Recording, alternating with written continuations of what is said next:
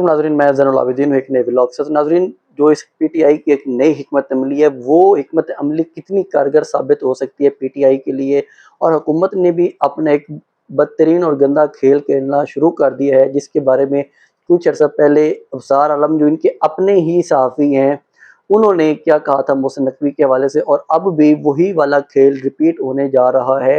ये किस किस्म का खेल है, मैं आपके सामने ये सारे हक़ाइक़ रखूँगा, और कुछ ऐसी चीज़ें हैं कि जो एक पस पर्दा चल रही हैं, उनकी क्या आगे पेशरफ्त होने वाली है। ये सारी अपडेट्स मैं आपके सामने रखूँगा। अगर आप हमारे साथ चैनल पर नए हैं तो चैनल को सब्सक्राइब ज़रूर कर लें। देखिए, सबसे पहले मैं आता हूँ इमरान खान साहब के मामले को लेके, जो पीटीआई ने एक तौहीन अदालत की दरख्वास्त दायर की है सुप्रीम कोर्ट में। अब कुछ लोग इतराज़ कर रहे थे कि जो पीटीआई है उसने पहले दिन ही क्यों नहीं तौहीन अदालत की दरख्वास्त दायर की। पीटीआई का ये मौक़िफ़ आया कि हमने काफ़ी सारी चीज़ें ऐसी थीं जिनको हमने एक कलेक्शन किया और कलेक्शन करके आगे उसको सुप्रीम कोर्ट में पेश कर दिया। अब यहाँ पे एक और चीज़ सामने आई है। उस तौहीन अदालत की दरख्वास्त में सेक्रेटरी दाखिला अता तारड़, आज़म नज़ीर तारड़, वफाकी हुकूमत में जो शहबाज शरीफ है, इनके ख़िलाफ़ दरख्वास्त दायर की गई है। अब इसमें कुछ लोग इतराज़ कर रहे थे कि मोहसिन नकवी का नाम अंदर क्यों नहीं रखा गया, क्योंकि कुछ पीटीआई के लोग उसे मोहसिन भाई भी कहते हैं। तो उस भाई साहब का नाम अंदर क्यों नहीं रखा गया, क्योंकि वज़ारत दाखिला तो है उनके अंडर, सेक्रेटरी दाखिला को बुलाया गया है, उसको नहीं बुलाया गया। तो इसके ऊपर जो पीटीआई के लोग हैं वो ये कह रहे हैं क्योंकि मोहसिन नकवी ने फ्रंट पे आके कोई बयान नहीं दिया। अगर सेक्रेटरी दाखिला को जब नोटिस होगा, अगर उसने आके कह दिया कि देखिए मुझे तो वज़ीर दाखिला साहब ने कहा था, हम तो उनकी डायरेक्शन पे सारा कुछ कर रहे थे, तो उस वक्त जो वज़ीर दाखिला हैं मोहसिन भाई, वो इसमें ऐड हो सकते हैं, अदरवाइज़ नहीं। लेकिन इसके साथ ही जो हुकूमत है उसने ये वाला काम शुरू कर दिया है। जो इस चीफ कमिश्नर है वो भी माशाल्लाह से हमारे एक रिटायर्ड ऑफिसर हैं, इस एक अहम इदारे से रिटायर्ड हुए हैं।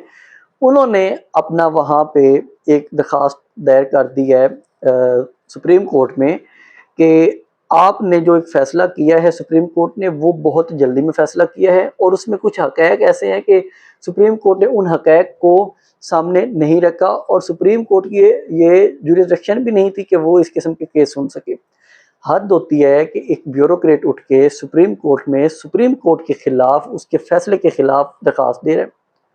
और यहाँ पे सुप्रीम कोर्ट की बेवकूफ़ी देख लें, सुप्रीम कोर्ट की औकात देख लें। ये जो सुप्रीम कोर्ट के सरबराह इस टाइम बैठे हैं, उनको खुद को सोचना चाहिए कि यार ये हमारे मुंह के ऊपर इस किस्म के तमाचे मारे जा रहे हैं कि ब्यूरोक्रेट की जानिब से वो उठ के हमारे उन जजेस को कह रहे हैं जिनके 60-60 साल का तजर्बा है कि वो यहाँ पे एवं नहीं पहुँच गए। इसके हवाले से जो इनके नाकदीन भी हैं इमरान खान के, वो भी ये कह रहे हैं कि सुप्रीम कोर्ट ने मेरिट के ऊपर फैसला दिया है। सुप्रीम कोर्ट ने कोई मेरिट के खिलाफ फैसला नहीं दिया। लेकिन मसला ये है कि जो अब हुकूमत है वो बार बार इस चीज़ के ऊपर फोकस कर रही है कि हमने किस तरह इमरान खान को जेल के बाहर नहीं आने देना और जेल के अंदर ही रखना है, चाहे उसके साथ उनकी तबीयत जितनी ख़राब होती है होने दें।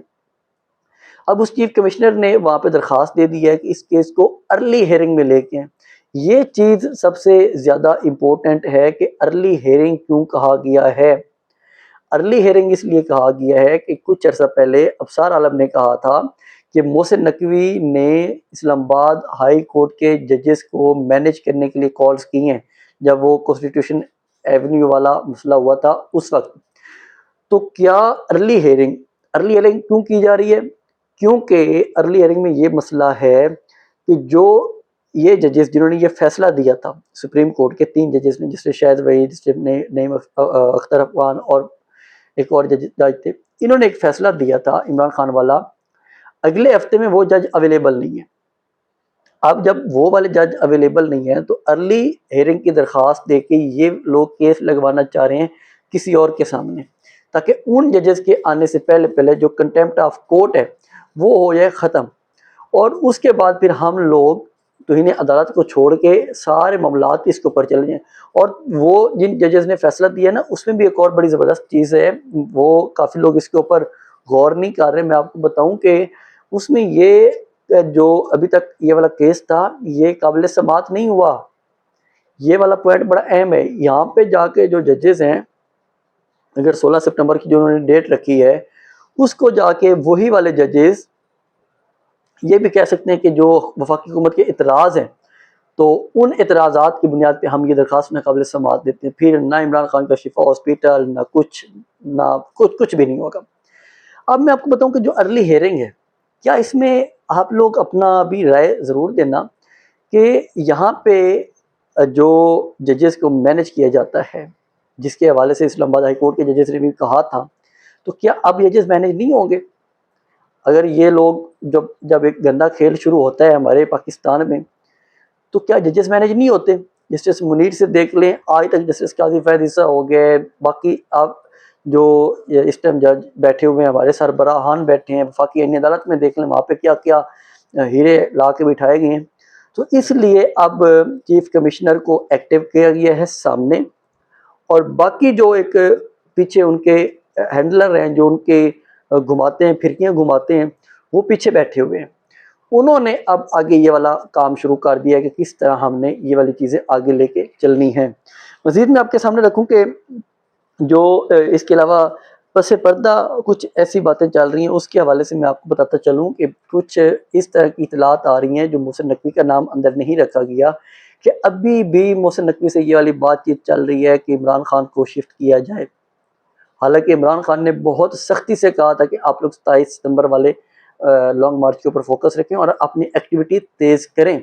سہیل افریدی کو جو سخت پیغامات پہنچائے گئے تھے، اس کے حوالے سے آج سہیل افریدی جو ہنگو میں گئے، ہنگو میں جو عوام نے وہاں پہ احتجاج کیا، عوام وہاں پہ باہر نکلی، تو یہ تاریخ کی عوام اتنی زیادہ باہر نکلی ہے، اس سے پہلے ہنگو میں کبھی اتنی زیادہ عوام نہیں نکلی، اور وہاں پہ کھڑے ہو کے سہیل افریدی نے یہ والے الفاظ کہے ہیں کہ اگر آپ لوگوں نے ان چوروں کو سپورٹ کرنا ہے جو اس وقت یہ چور بیٹھے ہوئے ہیں، اگر آپ نے ان کو سپورٹ کرنا ہے تو ہم باغی ہو جائیں گے۔ جب انہوں نے یہ والی بات کی تو آگے سے نعرے لگے کہ ہم باغی ہیں، ہم باغی ہیں۔ یہ نعرے بہت خطرناک نعرے ہیں، یہ کوئی عام نعرے نہیں ہیں۔ اس طرح کے اگر نعرے، یہی والے الفاظ، ان نعروں کے ساتھ کوئی اسلام آباد پہنچ گیا لوگ، تو یہاں پہ کچھ بھی ٹھیک نہیں رہے گا، یہاں پہ بہت زیادہ حالات خراب ہو جائیں گے۔ تو حکومت کو یا جو ادارے سپریم کورٹ، باقی جو ادارے ہیں ہمارے، ان کو یہ سوچنا چاہیے کہ ہم لوگ کر کیا رہے ہیں، کس طرح کا عوام کے اوپر ظلم کیا جائے، تو ان چیزوں کو دیکھنا چاہیے۔ اس کے علاوہ میں آپ کو بتاؤں کہ جو عطا تارڑ صاحب ہیں، وہ ایک پریس کانفرنس کر رہے تھے کہ پی ٹی آئی نے توہین عدالت کر دی ہے۔ اور اللہ کے بندو، آپ لوگوں کو سمپل آرڈر تھا سپریم کورٹ کا کہ آپ نے عمران خان کو شفا ہاسپٹل میں لے کے جانا ہے۔ اگلی آپ لوگ کہانیاں چھوڑ دیں کہ آپ وہاں پہ رش تھا، وہاں پہ رش نہیں تھا۔ آپ لوگ 26 نومبر کی اتنی ہزاروں کی تعداد میں عوام تھی، ان کو گولیاں مار کے آپ نے 1 گھنٹے کے اندر رستہ خالی کروا لیا تھا، ڈی چوک خالی ہو گیا تھا ایک رات کے اندر اندر۔ مریدکے میں اتنی عوام تھی، وہاں پہ آپ نے اتنا کچھ کر لیا۔ تو آپ سے یہ کچھ کہہ رہے کہ ٹولیوں میں لوگ آ گئے تو ہم نے یہاں سے وہاں کر دیا، اور عمران خان کی جو انہوں نے صحت کے بارے میں بتا دیا، تو یہ والی چیزیں آپ پہلے کیوں نہیں دیکھ رہے؟ عوام کو اتنا بیوقوف اور پاگل بنایا ہوا ان لوگوں نے، اور اتنے پکے منہ سے جھوٹ بولتے ہیں جس کی انتہا نہیں۔ حیرت ہوتی ہے یار کہ بندے میں ایک ضمیر ہوتا ہے نا کہ یار میں کچھ جھوٹ بول رہا ہوں تو میرے اندر کچھ ملامت ہوتی ہے کہ یار تھوڑا سا چہرے پہ مسکراہٹ ہو جائے یا بس آنکھیں چرا لوں میں۔ نہیں نہیں نہیں نہیں نہیں، الحمدللہ اتنے پکے منہ سے جھوٹ بولنے میں ماہر ہیں یہ لوگ جس کی انتہا نہیں ہے۔ اور یہ ایک انہوں نے کہا کہ جو پی ٹی آئی ہے اس کے اوپر ہی توہین عدالت لگنی چاہیے، انہوں نے اسکرین شاٹ لے کے غلط کیے ہیں، فلاں کیا، ڈینگ کیا، اس قسم کی وہ باتیں کرتے ہوئے نظر آئے۔ لیکن اب میں آپ کو ایک اور چیز بتاؤں، مولانا فضل الرحمان صاحب کے حوالے سے، ان کے حوالے سے بات ہو رہی ہے کہ مولانا فضل الرحمان کی قیادت میں اب پی ٹی آئی اکٹھی ہونے جا رہی ہے۔ دیکھیں اس کے لیے مولانا فضل الرحمان صاحب پہلے خود پہنچے اپوزیشن چیمبر میں، وہاں پہ محمود خان اچکزئی سے بات ہوئی، انہوں نے کہا کہ ہم اپنی ایک متحدہ اپوزیشن آگے لے کے چلیں گے۔ لیکن اس کے پیچھے جو ایک اور چیز چل رہی ہے وہ بڑی زبردست چیز ہے، وہ یہ چل رہی ہے کہ ایک تو بہت بڑا قانون پاس ہوا جب عمران خان کی یہ ہیرا پھیری کرنی تھی، انہوں نے اس میں ایک بہت بڑا قانون پاس ہوا ہے۔ اس کے حوالے سے آپ کافی لوگوں کی باتیں سن چکے ہیں، کس قسم کا ایک قانون ہے کہ اب وزیر اعظم کا کوئی اختیار نہیں ہے، ہمارے جو ملٹری سائڈ پہ وہ کچھ بھی نہیں کر سکیں گے۔ دوسری سائڈ پہ ایک اور چیز ہے کہ اب اگر اگلا جو ان کا پلان ہے نا نئے صوبے، مولانا کو ایکٹیو کیا گیا تھا آج سے کافی عرصہ پہلے. مولانا نے کہا تھا کہ میں ستمبر میں جلسے کرنے جا رہا ہوں، کنونشن کرنے جا رہا ہوں. کچھ نظر آیا ہے؟ نہیں آئے گا. مولانا کے تب ایک نعرے تھے، تب ایک ہائپ بنائی 3-4 دن کے لیے کہ مولانا کو ہم نے اینٹی اسٹیبلشمنٹ مولانا ہو گئے. مولانا کے اوپر کیا ہوا ہے؟ نہ کوئی کیس ہوا ہے، نہ ان کا کوئی کارکن گرفتار ہوا ہے، نہ کچھ ہوا ہے. لیکن ایک چیز ہوئی ہے، مولانا متحدہ اپوزیشن والا پلیٹ فارم لے کے آ گئے. ادھر سے زرداری صاحب کو جو گڈ کوپ ہے وہ تو ہے اسٹیبلشمنٹ کے ساتھ، حکومت کے ساتھ، لیکن جو بیڈ کوپ ہے بلاول بھٹو صاحب، وہ بھی مولانا سے اپوزیشن سے ملتا پھر رہا ہے. تو یہ جو ایک مکمل قسم کی اپڈیٹس چل رہی تھی، میں نے آپ کے سامنے ایک ان شارٹ رکھی ہیں، بہت شارٹ کر کے، کہ کس طرح یہاں پہ ہمارے ملک میں حالات آگے جا رہے ہیں. اس کے ساتھ ہی مجھے اجازت دیں، مزید اپڈیٹس جو بھی ہوں گی ہم آپ کے ساتھ اسی طرح ولاگس میں شیئر کرتے رہیں گے. چینل کو ضرور کیا کریں. اللہ حافظ.